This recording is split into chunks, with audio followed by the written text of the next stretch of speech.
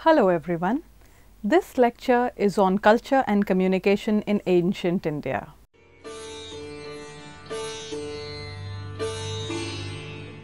It is a part of your paper on media, culture and society.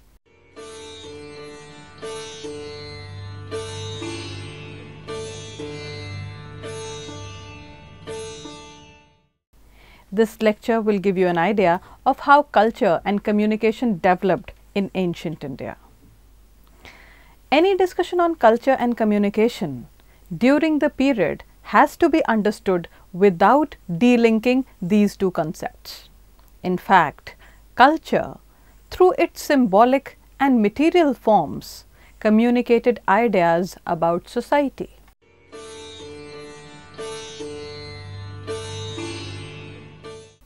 Culture, in this sense, is actually an entire way of life of humans, of which communication is an integral part. The relationship of culture and communication tells us that communication is deeply embedded into culture of any society.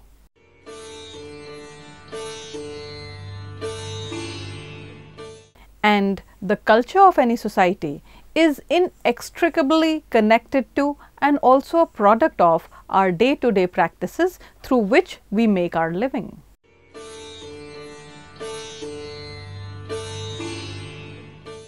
Therefore, communication and culture cannot be separated from each other and from the mode of living of people in any era. We define communication as encompassing the multiple circuits of exchange and circulation of goods, people and messages.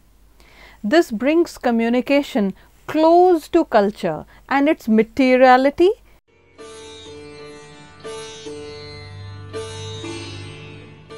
and this lecture will broaden up the sense, the base and scope of communication studies. It will outline the contours of development on the basis of material, symbolic and literary forms to delineate on culture and communication in ancient India. Let us begin.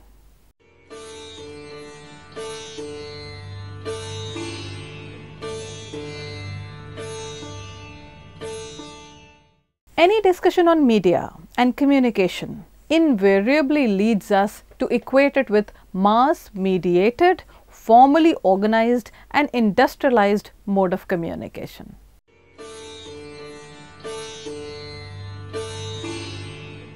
In the process, we forget that people did communicate prior to industrialized mode of communication, which was introduced in India.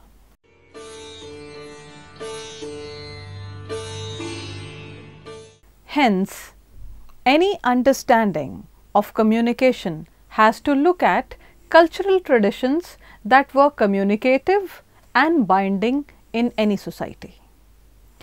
This lecture attempts to showcase the richness of cultural traditions that informed communication and continued till date even in the age of informatics.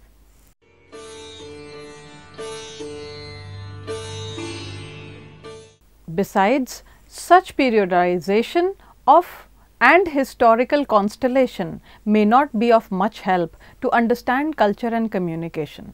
However, for a heuristic purpose, such periodization may be used.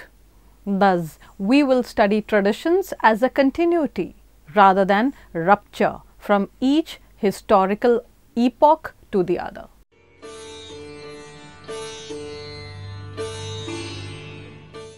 The discussion on culture and communication in ancient India raises various questions related to the very idea of ancient in ancient India. When does it begin and when does it end in India?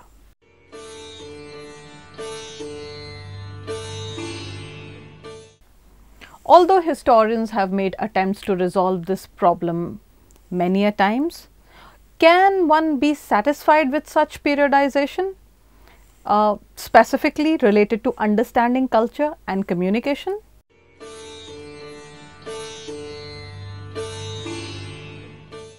The idea of ancient is not a monolithic category. There are multiple traditions and historical constellations within ancient India.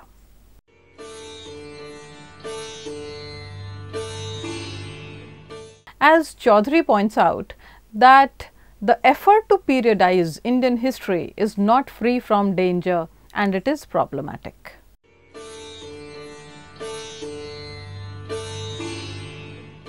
In this regard, Chaudhary cites D.D. Kosambi and his critique of a Soviet Indologist, D.A. Sulayan, by saying the following.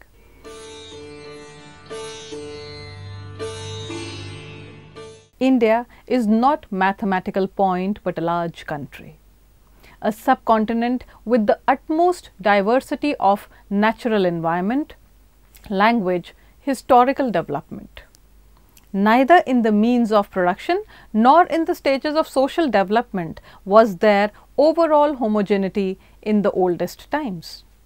Centuries must be allowed to pass before comparable stages of productive and social relationships may be established between the Indus Valley, Bengal and Malabar. Even then, important differences remain which makes periodization for India as a whole almost impossible, except with the broadest margin.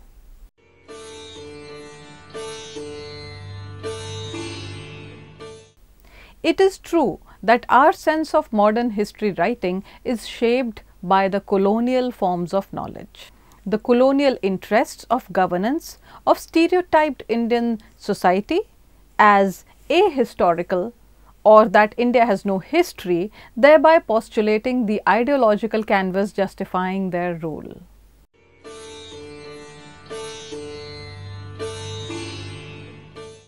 As we will discuss further, the ancient Indian history consists primarily of oral traditions till the advent of writing, and even after that.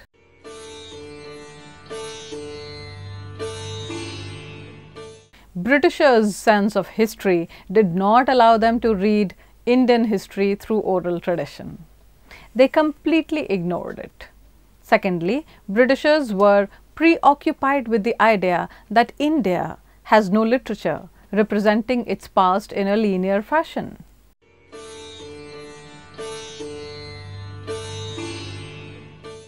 Alexander Dow, in the History of Hindustan, asserts that Britishers' perception of history as a linear narrative obscured their knowledge apparatus towards the abundance of history of the Indian subcontinent.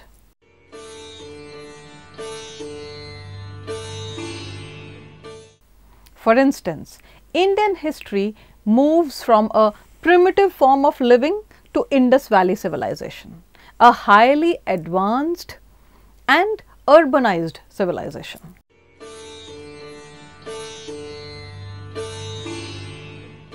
A linear pattern of history informs us that the next stage in the history should be further advanced in terms of material and symbolic culture.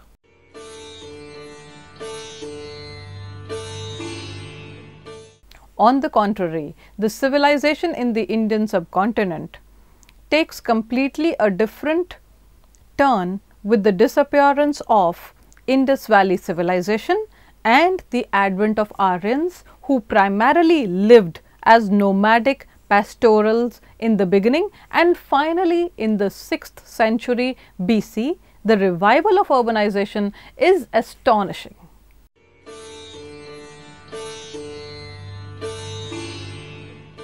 At the same time, the coexistence of various tribals and contending civilizational patterns molds the history further into different twists.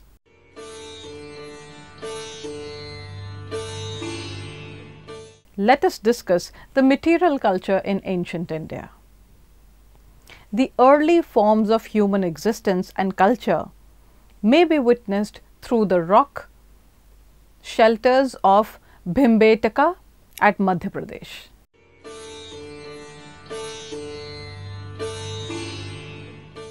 Such rock shelters have paintings drawn and engraved on caves.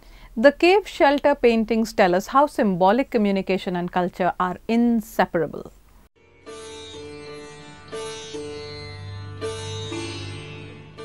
It also points to the physicality of communication and cultural diffusion.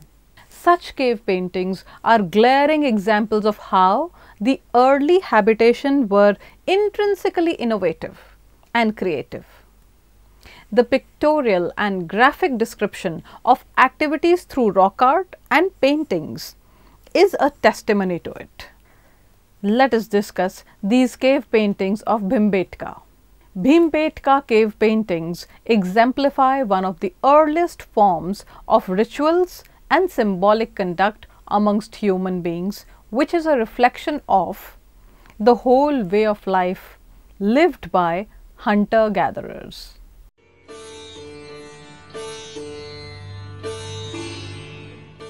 Not only that, these rocks on which the paintings are made were themselves the places of shelter of humans in those times. The rock paintings show animals being hunted by men with bow and arrow. There is a striking painting of a woman carrying a load. These paintings reflect that men and women both participated in the food gathering and hunting activities together. There is no suggestion of agricultural or even pastoral activities in these paintings.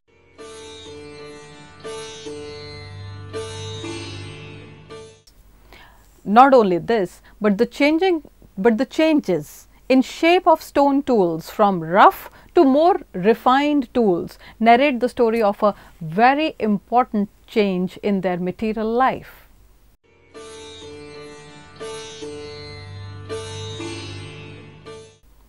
The new tools made it easier to cultivate the soil. The knowledge about cultivation and to transform the stone to axe to clear the forest for agricultural purpose is a definite shift in the knowledge of the early habitation.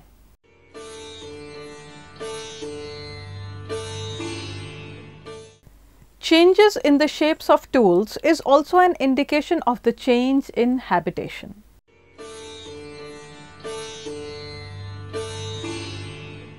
The stone required for making stone tools for digging the soil are easily available in hills and forests rather than rivers. So, rivers and rocks became the sites of human settlements as their survival through hunting is dependent on stone tools, which are either available nearby rivers or hills.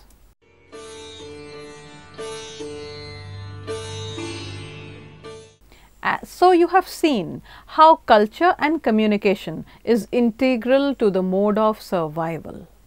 It guides the mode of habitation, size of a family, types of tools, verbal and non-verbal forms of communication, art and artifacts, and everything that is essential for humans to live as a social and emotional being.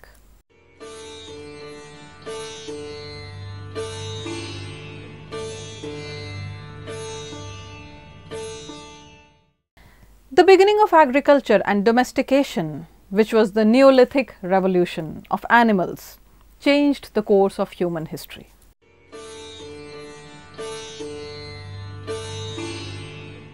Its ultimate effect was revolutionary as it changed the processes of obtaining food and establishing new types of links between humans, animals, and land.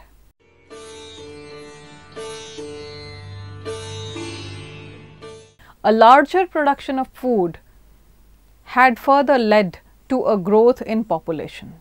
A higher density of population in places where agriculture was practiced brought about a more sedentary population. Indus civilization is the first urban civilization that emerged in the Indian subcontinent.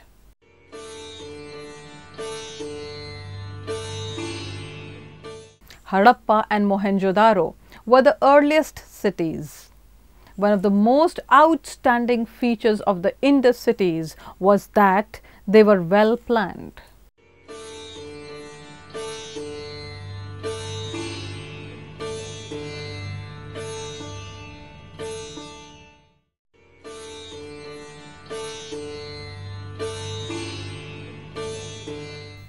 Cities provide networks of communication in several ways connected to its cultural life. Indus cities were on the banks of rivers so as to facilitate the transportation of goods.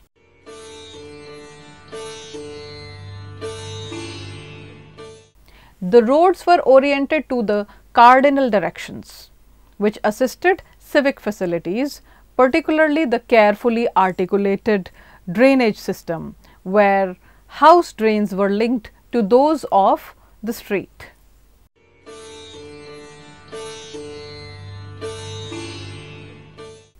Drain system and roads can be seen as the nerve system of the body that are crucial for the flow of blood.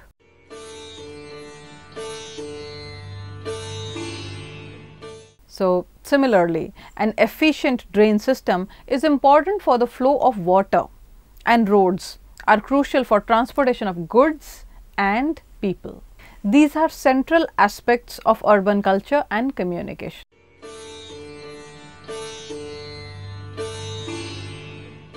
Another important feature of the city life is trade and commerce. The emergence of cities is a sign that agriculture has advanced to the level where surplus can be produced, and a class of people lived on such surplus agricultural production in cities.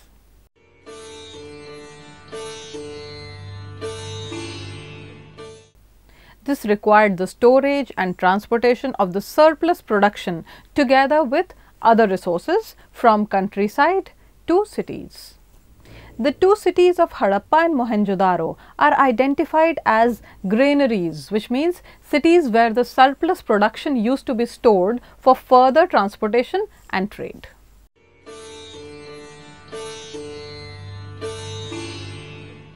Along with this, vessels of different sizes are found at Indus sites, which indicate that a settled life with properly stored grain was in action.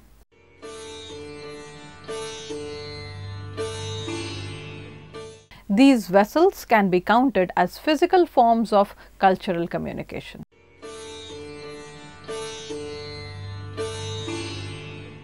Another aspect of discussion is the burials of Indus rituals itself as a cultural form of expression and communication.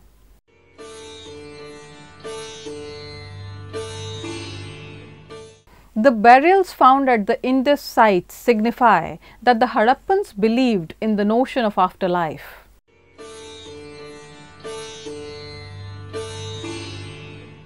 This is said on the basis of the fact that artifacts such as ornaments, bronze mirrors are found with the female bodies. Other items found in the graves are pottery.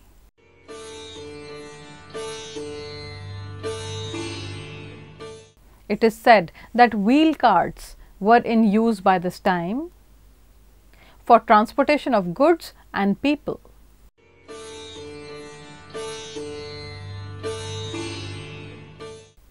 Wheeled vehicles played a significant role in the transportation and trade in urban life.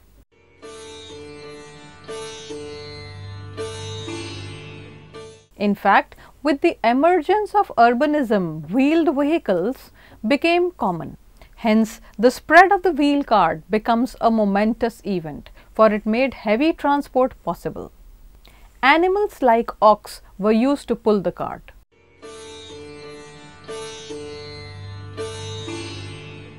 The transportation highlighted the presence of trade.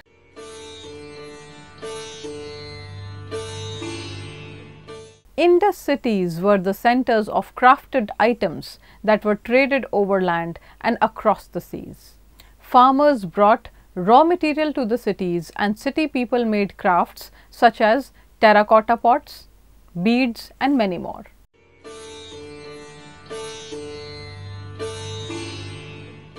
The uniformity in the style of many artifacts found at various places within the Indus territory gives the impression of considerable long distance trade.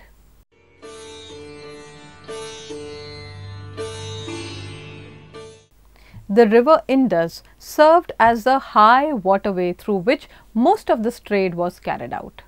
They also traded with Mesopotamian cities.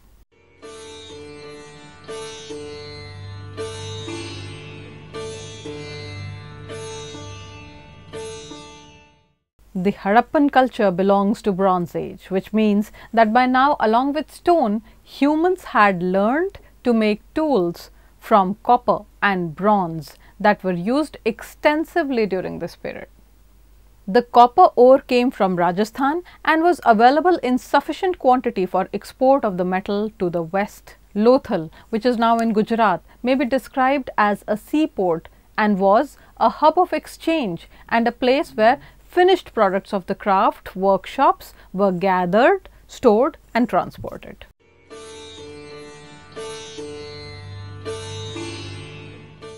Trade signifies that writing must have developed in its rudimentary forms by now.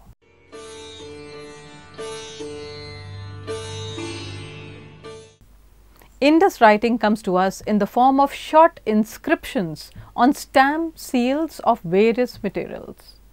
The Indus seals are a unique source available to us to know the existence of Indus script. There is some kind of pictorial writing too on them. Since this pictorial script has not been deciphered, yet our knowledge about the Harappans is largely limited to these pictures only.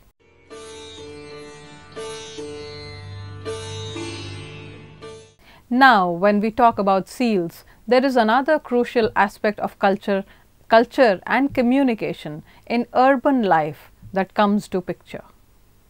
Have you thought how were goods bought and sold in such a scale of local and long distance trade?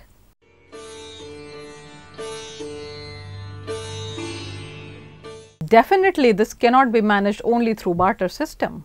There is a possibility that some seals served as token for goods. Indus seals presents evidence of one of the earliest forms of writing in the Indian subcontinent.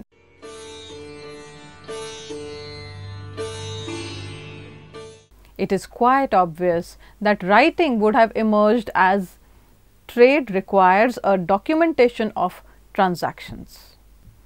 All these developments indicate that there existed an organized labor for construction work and other related activities.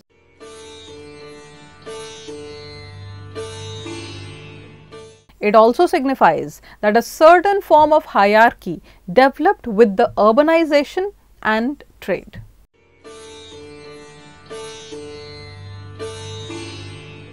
So, you have seen that advancements in material conditions of living through the knowledge of agriculture and surplus production furthered the development of urban life centered around craft production and trade, leading to the formation of hierarchies in societies.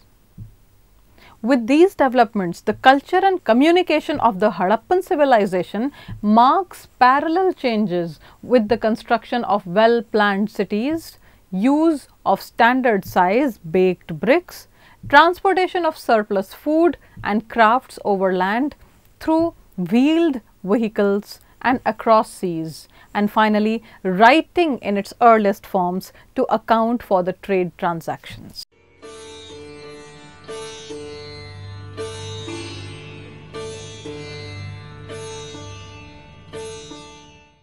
Cultural texts in ancient India reflect a rich repertoire of linguistic and interpretative traditions experienced through senses or communicated through language.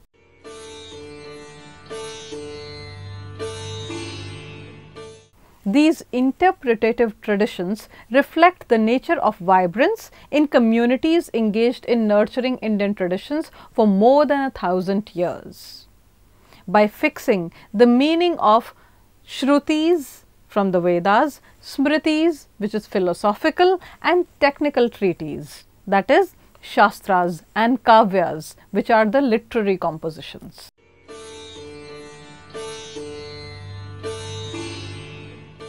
As Kapoor points out, that the Indian tradition may not be looked at in a Western sense of tradition vis-a-vis modernity. On the contrary, it has to be viewed as continuous, pervasive, and lives in the minds and lifestyles of the average Indian.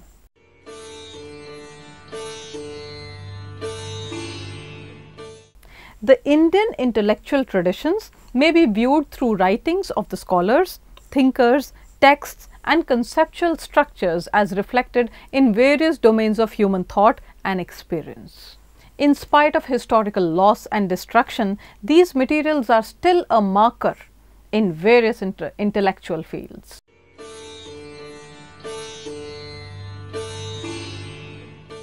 The thought in the disciplines are governed and added by interpretative literature built around the primary text. Most of these texts are empirical in nature. That is, the conceptual structures informed by the primary texts are based on observations and practiced by the people.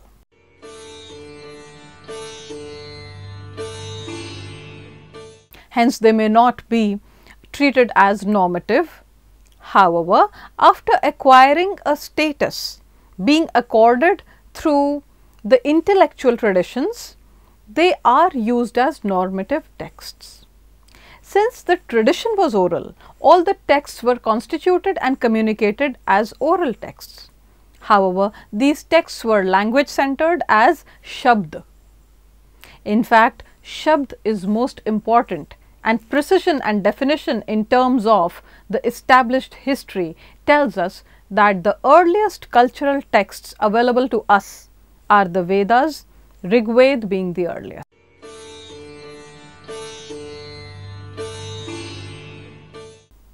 Interestingly, these texts were transmitted orally from one generation to another before they were written down.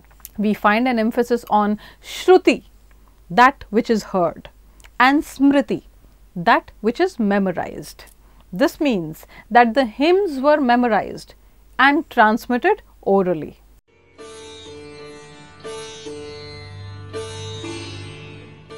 Therefore, correct articulation of the sound was essential that will determine the efficacy of the ritual texts. This emphasis on correct pronunciation through meticulous memorization confined the Vedic corpus to a small and selected group of castes claiming superior knowledge.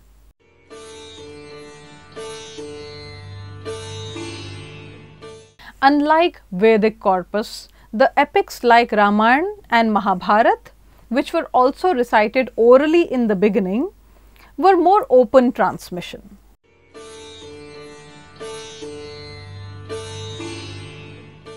This is the reason we have a rich and plural cultural tradition of epics in South Asia. The interface between this orality and literary tradition is further demonstrated in the institution of learning, that is, Guru Shishya Parampara.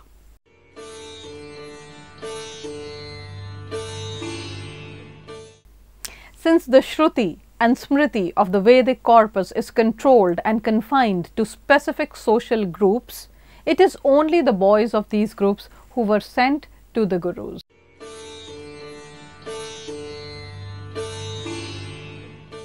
In the forest hermitage of this institution of learning, the training of Shishya was largely oral.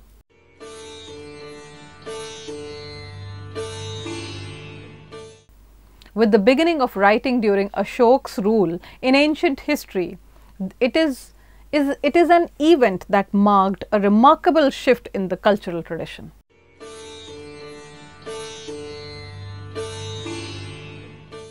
The earliest evidences of writing other than the Harappan script in Indian subcontinent are Ashok's inscriptions engraved with his edicts.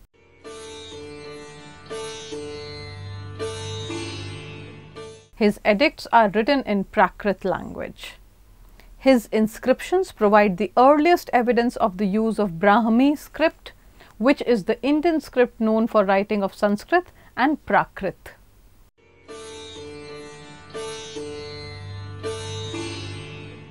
Ashoka's inscriptions reflect a close proximity of emergence of writing and trade. The emergence of modern rural Ashok and the beginning of writing are related events in the Indian history.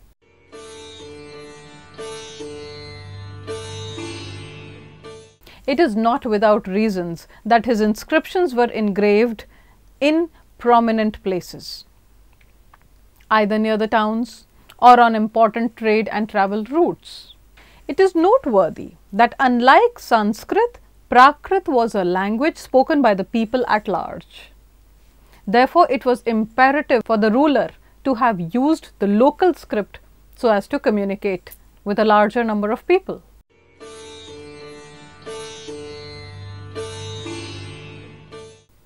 But this does not mean that literacy was common amongst people in modern empire.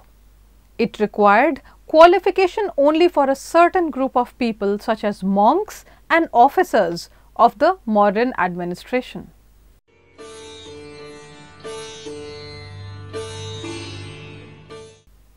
The clusters of inscriptions in Karnataka were not in their local language.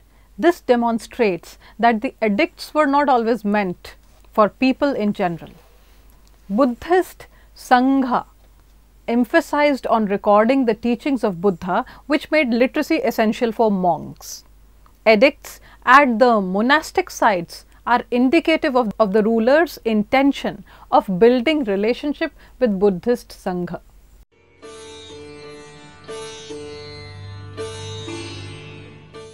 Panini is known for composing the grammar of Sanskrit. Ashtadhyayi in the 5th century BC.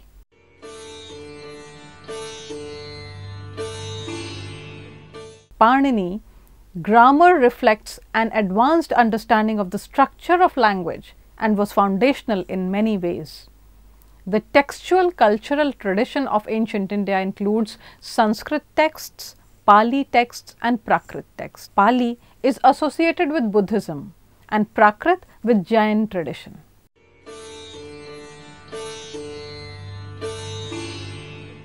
Similarly, Valmiki's Ramayana is considered as the hallmark of early Sanskrit literature. Interestingly, the Sanskrit Valmiki Ramayana has parallels in Pali and Prakrit, Ramayana in Buddhist and Jain traditions respectively. In addition to this, the Sangam literature represents the earliest literature in Tamil language.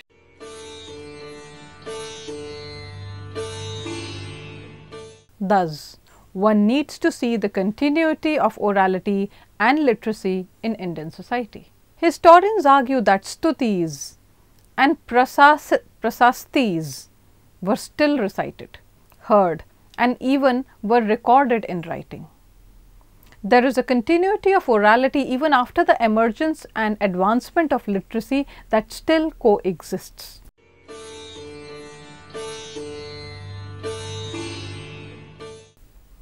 Hence, any understanding of cultural traditions in India has to be understood as a continuity of both oral and written traditions.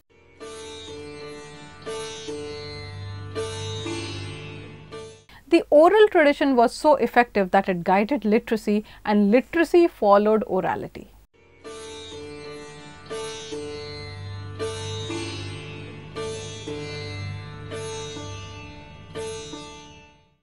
In this lecture, we outlined the relationship between culture and communication with the mode of survival of people in the different stages of history. Going by the formulation that culture is essentially communicational in nature, we have highlighted both symbolic and material aspects of culture and communication in ancient India.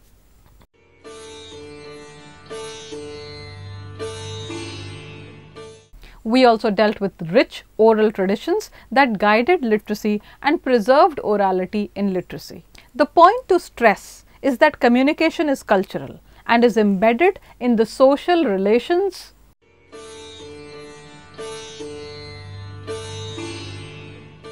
Hope you enjoyed this lecture. For more details, please read the modules carefully and attempt the questions given at the end of each module. Thank you.